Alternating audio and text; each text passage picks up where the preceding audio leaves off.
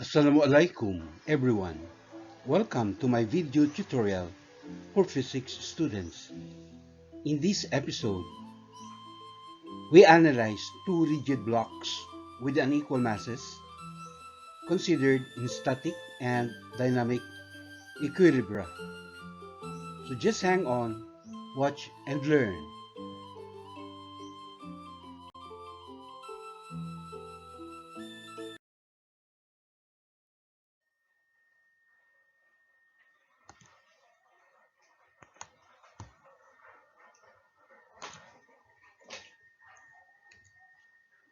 The question is, a block with mass m1 is placed on an inclined plane with slope angle theta and is connected to a hanging block with mass m2 by a cord passing over a small frictionless pulley as shown in the figure. The coefficient of static friction is mu of S and the coefficient of kinetic friction is mu of K.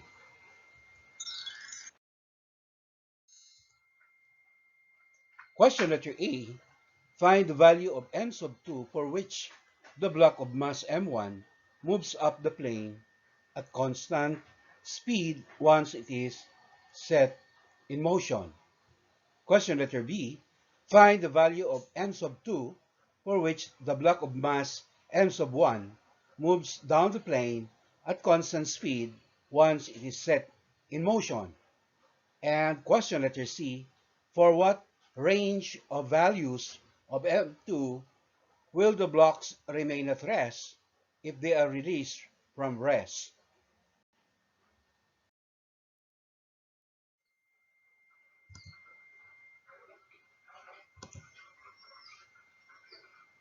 For problems like this, the need to identify the forces acting on the bodies is useful. So we have the following free body diagram. For the mass m1, its weight W sub 1 is directed vertically down. Similarly, the hanging mass m2 also has its weight W2 in the downward direction. Since the two masses are connected by a cord passing through a frictionless pulley, the cord has a tension T sub 1 exerted on mass m1 and directed up the ramp. And the same tension T sub 2 also pulls the hanging mass m2 in the upward direction. And we say that T sub 1 and T sub 2 are actually action-reaction forces. So they are equal in magnitude, but opposite in direction.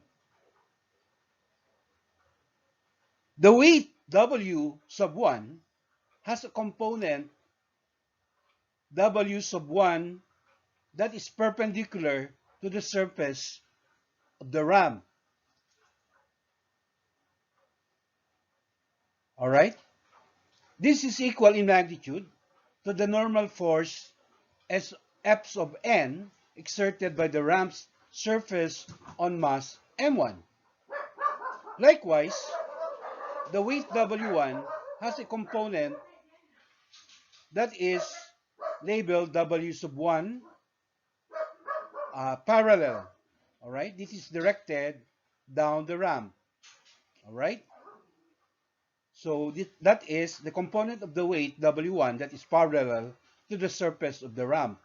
And by definition of similar triangles, the angle of inclination theta is also the same angle theta between W sub 1 and its component, the W sub 1 perpendicular.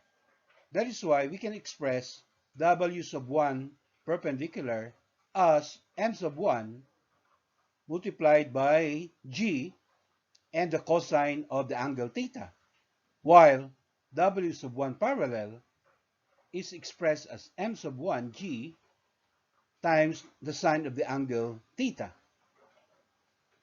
When the mass m1 is moving up the ramp, its motion is opposed by the kinetic friction F sub k, as described in question letter A. When m1 is sliding down the ramp, this kinetic friction is directed up the ramp. And when the mass m1 is sliding up the ramp, then this kinetic friction is directed down the ramp, always opposite to the motion of the body in question.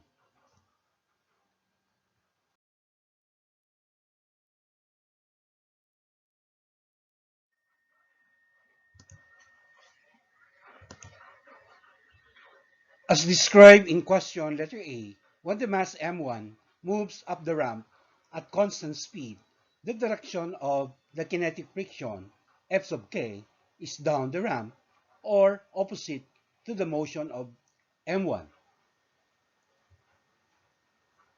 When m1 slides down the ramp, as described in question letter B, kinetic friction Fk is directed up the ramp. In both cases, A and B, the system or the combined masses m1 and m2 are said to be in dynamic equilibrium. All right? Which means that the vector sum of the external forces acting on the system must be equal to 0. And this also means that the net force acting on the system must be equal to 0. All right? So, in case A, or letter A,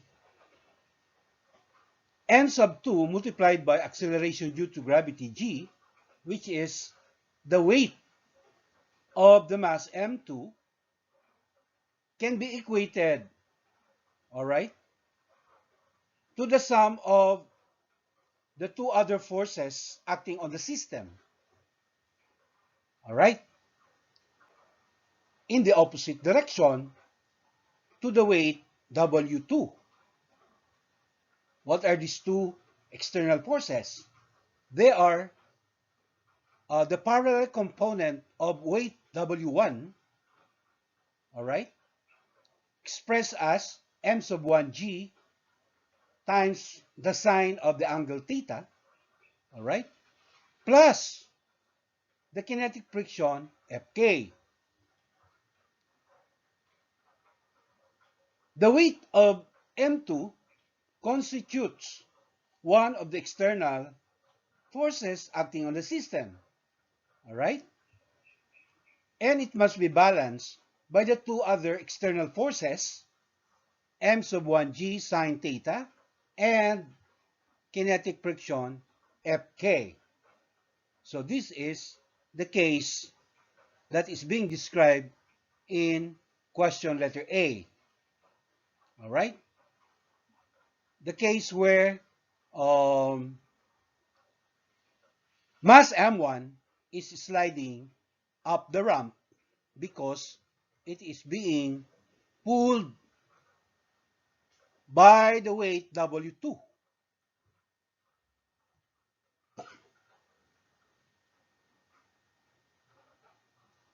Now, for case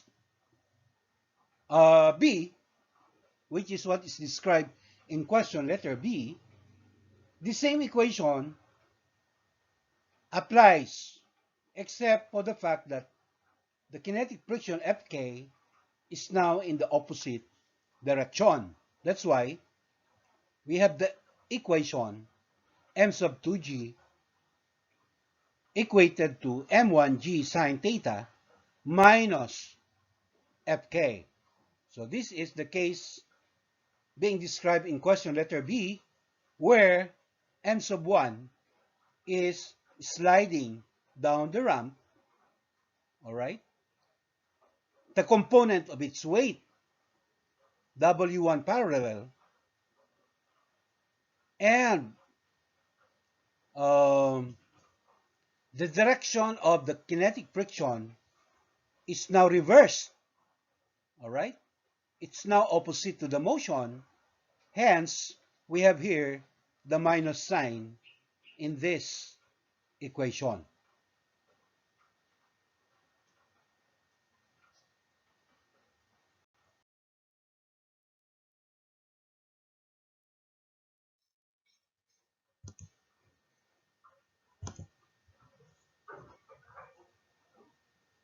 To find the value of mass M2 for which mass M1 moves up the ramp at constant speed, we make use of the fact that the normal force F sub n is equal to m sub 1 g cosine theta. And since we know that the kinetic friction Fk is equal to the coefficient of kinetic friction mu k times the normal force, then we can just express the kinetic friction as F sub k equal to mu k m1g cosine theta.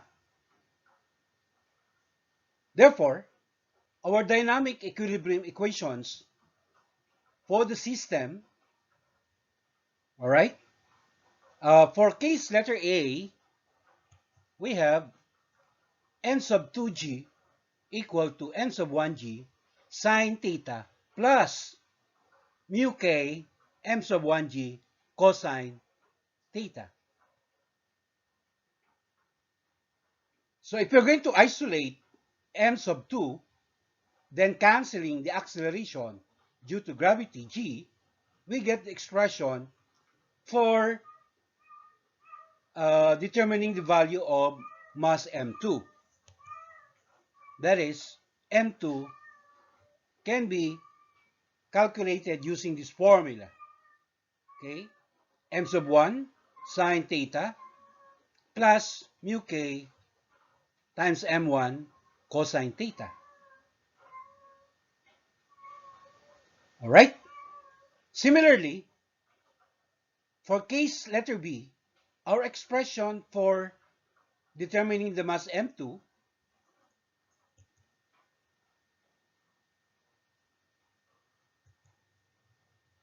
all right. For case B, we will have the same equation except for the fact that the kinetic friction is now considered negative. All right. So, again, canceling or expressing m2 when isolated, m2 simply becomes m sub 1 quantity sine theta minus mu k cosine theta.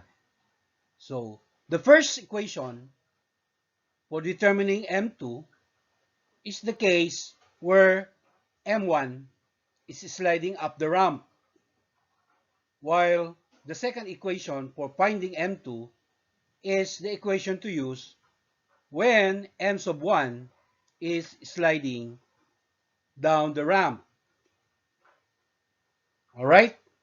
Notice that the tensions T1 and T2, all right, uh, earlier on, we have identified the tensions exerted by the cord on both masses M1 and M2, right? Why are not considered in this uh, equations or formula for finding M2, all right? The reason is that T1 and T sub 2 are in fact considered internal forces as far as the system is concerned. Okay? So the two equations we have here are actually uh, relating the what we call external forces acting on both masses M1 and M2 being treated as one system. That's why T sub 1 and T sub 2 are not considered in deriving these formulas.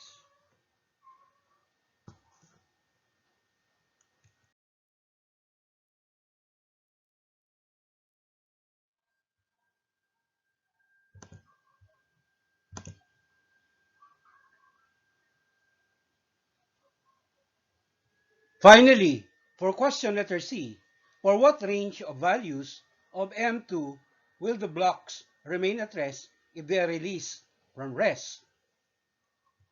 So we make use of the two expressions or equations for finding n sub 2, but using the coefficient of static friction instead of kinetic friction. Right? The first one is when the static friction F sub s is directed down the ramp because m sub 1, we say, is on the verge of moving up the ramp. Right? Remember, friction is always an opposing force. So, uh, we say that the static friction, all right, I'm talking about the maximum static friction. When we say that it is directed down the ramp, all right, it simply means that uh, the mass m sub 1 is on the verge or is about to start to move up the ramp. All right, and that would happen if um, the force exerted on the system, all right, which is in this case the weight of the mass m2. If the weight of the mass m2 is great enough that it overcomes the maximum static friction, then that's the time when the system, all right, specifically the mass m1 will be sliding up the ramp. Hence, we say that the static friction, all right, in this case, the maximum static friction is directed down the ramp opposite to uh, the possible direction of the motion of M1. All right? So that's the first case. And for the second expression, all right, the second expression is the case when the static friction or maximum static friction is directed up the ramp. This happens when m sub 1, okay, is on the verge of moving or sliding down the ramp, all right, down the ramp because uh, if uh, the parallel component of the weight of m sub 1, okay, is greater, all right, greater than the combined uh, forces W's of 2 or the weight of mass m2 and the static friction maximum, then the possibility for m1 is to slide down the ramp. All right? That's why we have here the opposite sign for mu sub s cosine theta. All right? Mu sub s cosine theta represents the what we call maximum static friction. All right? the point is it is always in opposite direction, all right, to the possible direction of the motion of the body in question, in this case, m sub 1. All right? So, since the question is asking for the range of values of m2, all right, where upon release, all right, starting from rest, okay, when the two masses are uh, set on their own, all right, the tendency for them is to remain at rest. So we say that the system, both M1 and M2, are still in what we call static equilibrium. All right? For this to happen, the problem or the question is asking for the range of values of M2 so that the two masses M1 and M2 will remain at rest. All right? So, what do? We just combine these two equations and come up with this, what we call inequality. All right? And we interpret this as uh, the least value of M2, all right, is the one on the right. M2 must be greater or equal to this quantity M1 multiplied by sine theta minus mu sub s cosine theta. All right? So this represents what we call uh, the net force or the force, all right, the force exerted on the system, okay, when uh, m sub 1 is on the verge of moving down the ramp. All right, so that is what we earlier mentioned. While the one on the left side of the inequality sign, okay, represents the case when the ramp or when the mass M1 is on the verge of moving up the ramp. All right? So, any value of M2 that is less than the value of the mass, all right,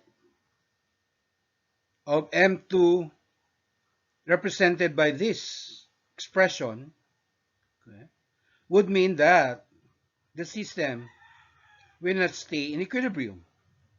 Likewise, for any value of M2, okay, that is greater than what is described by the expression on the left side of the inequality, would mean that the system will not stay in equilibrium either. All right? So, we can evaluate, okay, this answer that we have here by stating the fact that block 1 will slide down the ramp if the mass M2 happens to be less than the minimum value. All right? Less than the minimum value, and that is expressed by the one to the right of the inequality sign. All right? It will slide up the ramp if the value of M2 is greater than the maximum value. So the maximum value, all right, is the one that is written to the left of the inequality sign. All right? And for you to be able to get the exact value of the mass M2, you can actually assume the values of M1, all right? You can assign values for M1 as well as the angle of inclination, okay, and the coefficient of static and kinetic friction. But in this case, all right, question letter C, we are only talking about the coefficient of static friction. So that is what I can suggest, okay? Assume a certain value for the mass M1, the angle theta, and the coefficient of static friction. And then calculate for mass M2 using the two equations that we have here. All right?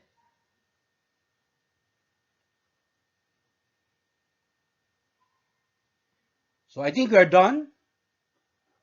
Till the next episode, inshallah.